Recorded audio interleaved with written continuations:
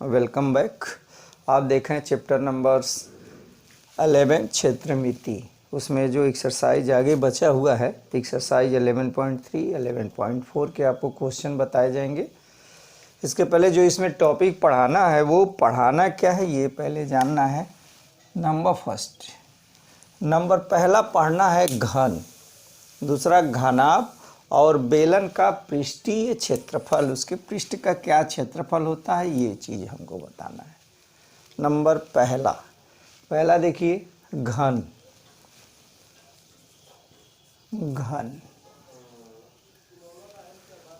तो घन क्या होता है, ये सब फिगर जो है वो 3D पिक्चर है, ये 3 डायमेंशनल का पिक्चर है।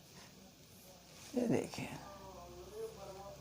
ये है, ये घन है जिसकी लंबाई चौड़ाई और ऊंचाई सब क्या होते हैं, आपस में बराबर होते हैं। उसे हम क्या कहते हैं, उसे हम घन कहते हैं। ठीक है ना। तो सबसे पहले घन की क्या होती है, लंबाई भी अगर मान लिया ये है, चौड़ाई भी ये होगा और ऊंचाई भी, जिसकी लंबाई चौड़ाई और ऊंचाई सब बराबर होते हैं, उसे हम क्या कहते हैं, घन कहते हैं। तो माना कि घन की भुजा अगर ये है, ये सपोज कर लीजिए ये है, इसकी ऊंचाई भी ये है और इसकी चौड़ाई भी क्या होगी, ये ही होगी। ये चीज़ दिया हुआ है आपको। तो घन की तीनों भुजाएं लंबाई चौड़ाई और ऊंचाई सब क्या होती हैं, बराबर होती हैं। तो नंबर पहला घन का पृष्ठीय क्षेत्रफल। जैसे हम जानते हैं घन की लंबाई, यहाँ देखिए घन की लंबाई भी ये, घन की चौड़ाई भी क्या होगी, ए होगी और घन की ऊंचाई भी क्या होगी, ए होगी।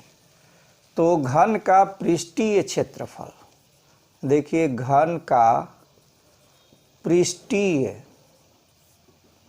क्षेत्रफल इक्वल टू, हम जानते हैं कि क्या होता है इसका पृष्ठीय क्षेत्रफल, ए इंटू ए, लंबाई गुणे चौड़ाई। इसी तरह इधर भी लंबाई चौड़ाई, ऊपर भी लंबाई गुणे चौड़ाई होगा। तो 2ALB BH प्लस AHL से हम निकालते हैं। आई बात समझ में। तो देखिए 2AL भी ए, B भी और H भी सब A into A plus A into A plus A into A, यानी 2 ये हुआ 2A स्क्वायर, 2A स्क्वायर, या देखिए ये A स्क्वायर और A स्क्वायर होगा और ये भी क्या हो गया, A स्क्वायर हो गया। A square A square A square अगर हम जोड़ेंगे तो होगा 2 इंटू 3A स्क्वायर, यानी 6A स्क्वायर। ठीक है ना। तो घन का पृष्ठीय क्षेत्रफल क्या हो गया, 6A स्क्वायर, जहाँ ये क्या है, घन की भुजा है। ठीक है। लिखेंगे घन का पृष्ठीय क्षेत्रफल इक्वल टू 6A स्क्वायर। ये देखिए 6A स्क्वायर हो गया, जहाँ ये क्या है, ये इसकी क्या होती है, एक घन की भुजा है। आप L ले सकते हैं तो 6AL स्क्वायर हो गया। तो लिखेंगे घन का पृष्ठीय क्षेत्रफल इक्वल टू 6 गुणे क्या, भुजा का स्क्वायर हो गया। ये आपका फार्मूला है। ठीक है ना। ये है घन। अब दूसरा नंबर है घनाभ। अब देखिए नंबर 2 में क्या हमको करना है, हमको घनाभ चाहिए। तो देखिए ये वर्ग से घन बनता है और आयत से क्या बनता है, घनाभ बनता है। तो ये देखिए घनाभ हो गया। तो घनाभ के लिए ये देखिए कैसे हम फिगर बनाते हैं इसका। ये देखिए ये आयताकार होना चाहिए, आयत से क्या बनता है, घनाभ बनता है। ये देखिए हो गया ना। ये इसकी लंबाई है, ये चौड़ाई है और ये ऊंचाई है।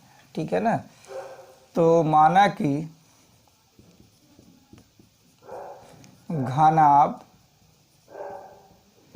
की लंबाई L, चौड़ाई B और ऊंचाई क्या हो, ऊंचाई EH हो।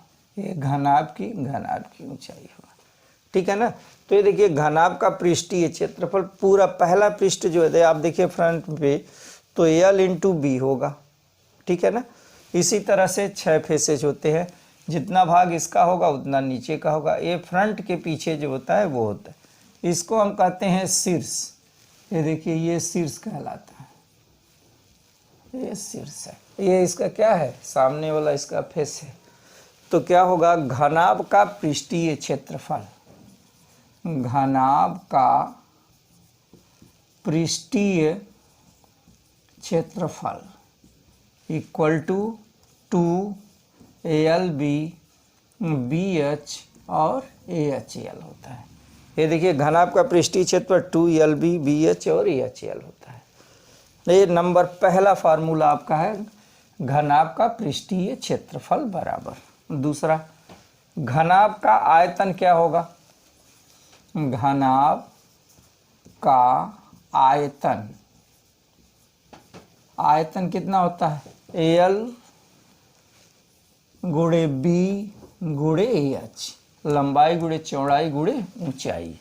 तो आप ये फार्मूला याद करेंगे, घन का आयतन का ये सूत्र है, और ये घनाभ का आयतन का सूत्र है, और ये घनाभ का पृष्ठीय क्षेत्रफल ये दूसरा फार्मूला है।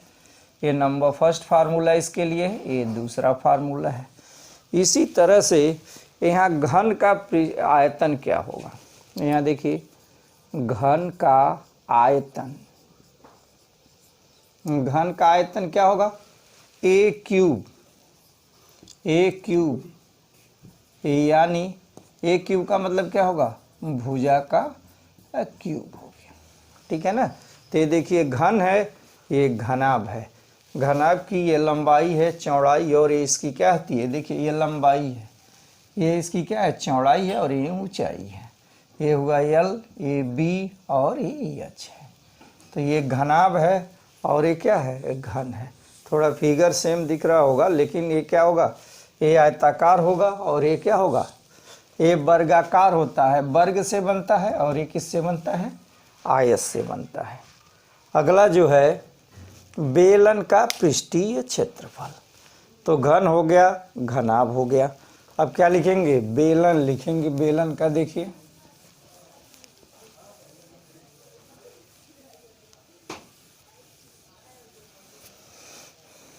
ये देखिए फिगर कैसे बनाते हैं,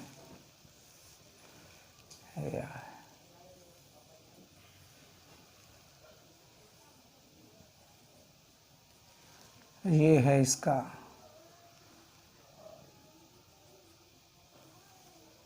ये इसकी ऊंचाई है, ये रेडियस है। आई बात समझ में। तो बेलन की त्रिज्या कितनी है, माना कि बेलन की त्रिज्या OA, ये हो गया O डैश और ये हो गया A डैश, हो गया ना। तो बेलन की त्रिज्या क्या है, OA इक्वल टू हम क्या मान लेते हैं, R मान लेते हैं। और बेलन की ऊंचाई क्या है, देखिए यहाँ बेलन की ऊंचाई O डैश है, O dash equal to EH। तो बेलन का पृष्ठीय क्षेत्रफल बड़ा इंपॉर्टेंट फार्मूला है। यहाँ देखिए बेलन का पृष्ठीय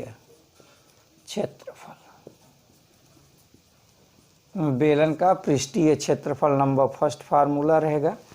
अब देखिए आप जानते हैं यह क्या है, यह वृत्त है, एक वृत्त बना हुआ है।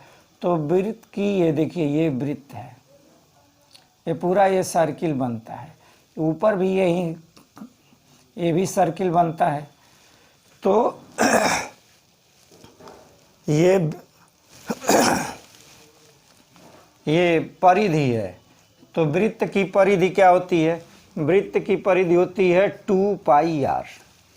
ठीक है ना, आप याद कर लीजिए बेलन की परिधि और बेलन का ये वृत्त की परिधि 2πr होती है।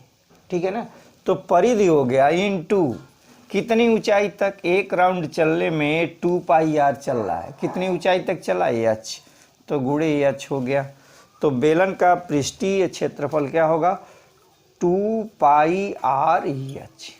ठीक है ना, 2πrh। अब देखिए, अब यही फार्मूला हम लिख देंगे, लेकिन आगे दिया हुआ है तो सारे फार्मूले का कलेक्शन आप देख लें कैसे होता है।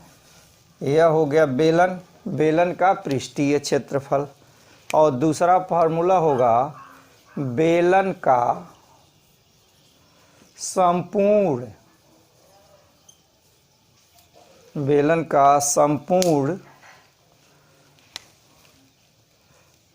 पृष्ठीय, बेलन का, देखिए थोड़ा हल्का हो गया है, संपूर्ण पृष्ठीय क्षेत्रफल बराबर। अब देखिए बेलन का संपूर्ण पृष्ठीय क्षेत्रफल, तो ये देखिए यहाँ पृष्ठीय क्षेत्रफल लिखा हुआ है, तो लिखेंगे 2πrh। ये देखिए 2πrh हो गया इसका पृष्ठीय क्षेत्रफल, प्लस ये कहाँ से कहाँ तक, यहाँ एक वृत्त बना, एक वृत्त यहाँ बना, देखो यहाँ एक सर्किल है, एक सर्किल यहाँ है, तो प्लस इस सर्किल का क्षेत्रफल πr², इसका πr², तो कितना हो गया? 2πr² हो गया। ठीक है ना, अब देखिए 2πr दोनों में कॉमन है, यहाँ भी 2πr है और यहाँ भी 2πr है, तो कॉमन ले लेंगे तो क्या होगा? 2πr ब्रैकेट में h प्लस r। ये देखिए संपूर्ण पृष्ठीय क्षेत्रफल, बेलन का संपूर्ण पृष्ठीय क्षेत्रफल ये होगा। समझ में बात आ गई? अब क्या है? बेलन का आयतन, तो तीसरे नंबर पे आएगा बेलन का आयतन। बेलन का आयतन इक्वल टू, अब आयतन में क्या करेंगे? ये वृत्त है, वृत्त का क्षेत्रफल क्या होता है? वृत्त का क्षेत्रफल होता है πr² होता है, तो क्षेत्रफल इंटू ऊंचाई, यही आता है। आधार का क्षेत्रफल ये हुआ आधार का क्षेत्रफल गुणे ऊंचाई। बेलन का आयतन लिख सकते हैं हम आधार का क्षेत्रफल गुणे ऊंचाई, हो गया। तो होगा क्या? ये देखिए ये हुआ πr² और ऊंचाई h है, तो πr² बेलन का आयतन। ठीक है, तो हमको क्या पढ़ना था? घन, घनाभ और बेलन का पृष्ठीय क्षेत्रफल और आयतन दोनों एक ही में हमने बता दिया है। आई बात समझ में? अब एक जगह आपको कलेक्शन दे दे रहे हैं, एक जगह लिख करके, और ये समझा दिए हैं कैसे निकाला जाता है। आगे जो दिया हुआ है घन, घनाभ का आयतन भी दिया है, बेलन का आयतन दिया हुआ है।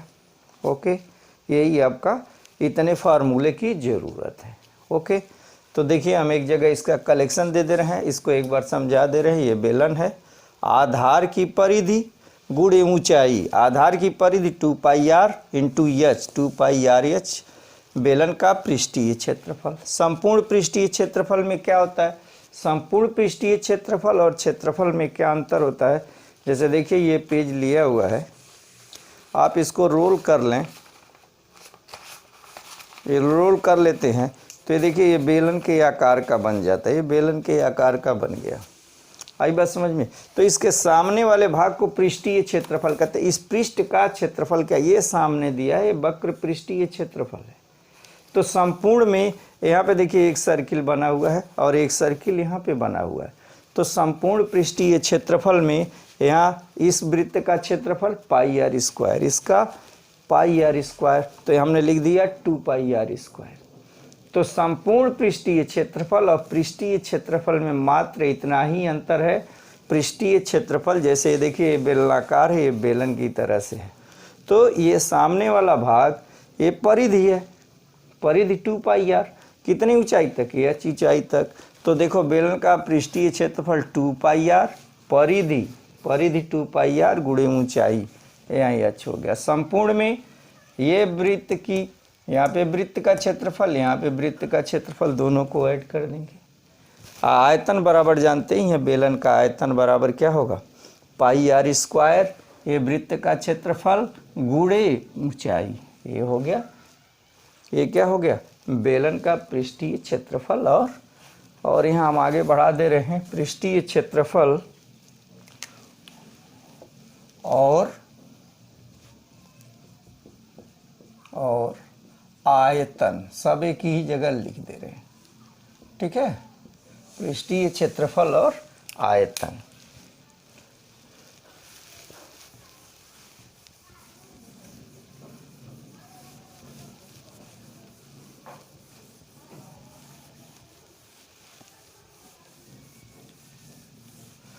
अब देखिए, अब सबको एक ही जगह कलेक्शन कर दे रहे हैं, दोनों एक्सरसाइज में जहाँ ज़रूरत होगा आप यूज कर लेंगे। यहाँ देखिए नंबर पहला फार्मूला, घन का पृष्ठीय क्षेत्रफल, घन का पृष्ठीय क्षेत्रफल इक्वल टू 6a स्क्वायर। आई बात समझ में, जहाँ ए क्या है, घन की भुजा है, बुक में एल भी ले सकते हैं, समझ में बात आ गई। लिखेंगे जहाँ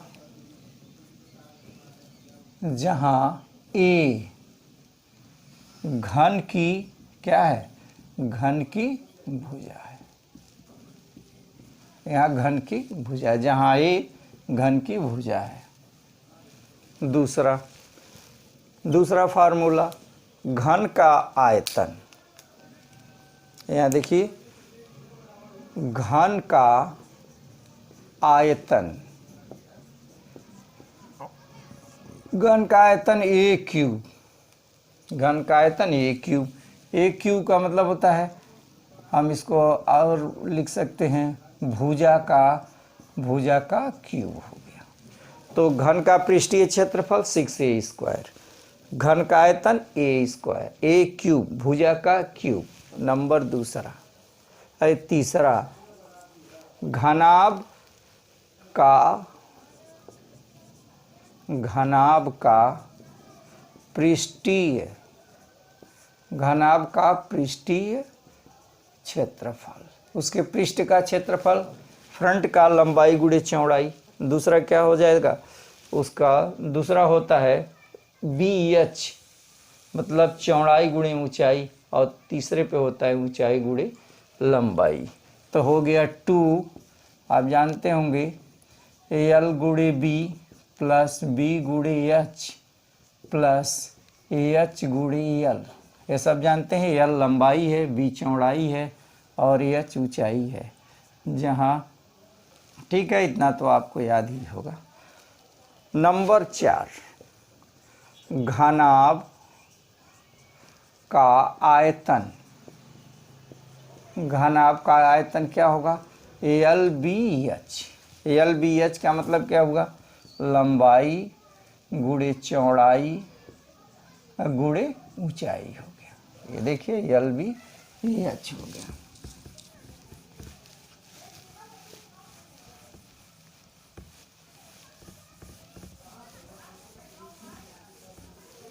ये चीज़ हो गया, ये हुआ घन, घनाभ हो गया।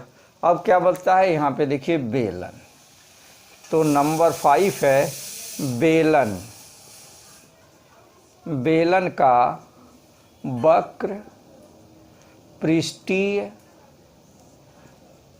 बेलन का वक्र पृष्ठीय क्षेत्रफल equal to 2 pi r h. अभी हमने बताया है, इसका प्रूफ भी बताया है कैसे करते हैं, 2 पाई आर एच हो गया, ठीक है ना, ये एच है, कुछ और ना समझना, ये एच है, ये पाई है, 2 पाई आर एच। नंबर 6, बेलन का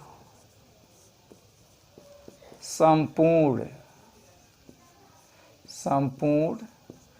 पृष्ठीय क्षेत्रफल equal to 2πr(h) plus πr² हो गया। ठीक है, इक्वल टू, इसमें से हम क्या करें, ये 2 होगा तो इसमें से 2πr कॉमन ले लिया तो ब्रैकेट में क्या बचेगा, h प्लस r बचेगा। और नंबर 7 है बेलन का आयतन। बेलन का आयतन इक्वल टू क्या होगा, बेलन का आयतन होगा πr²h। ठीक है ना। तो ये जो एक्सरसाइज में आगे जो भी क्वेश्चन दिया हुआ है वो आप इसी तरह से आगे करेंगे। तो ये जितना फार्मूला दिया है आप पृष्ठीय क्षेत्रफल और आयतन, इस पे एक्सरसाइज 11.3 और 11.4 है। ठीक है ना। तो आप इस फार्मूले को याद करिए, अब क्वेश्चन जो है नेक्स्ट डे बताया जाएगा। Okay student, thank you.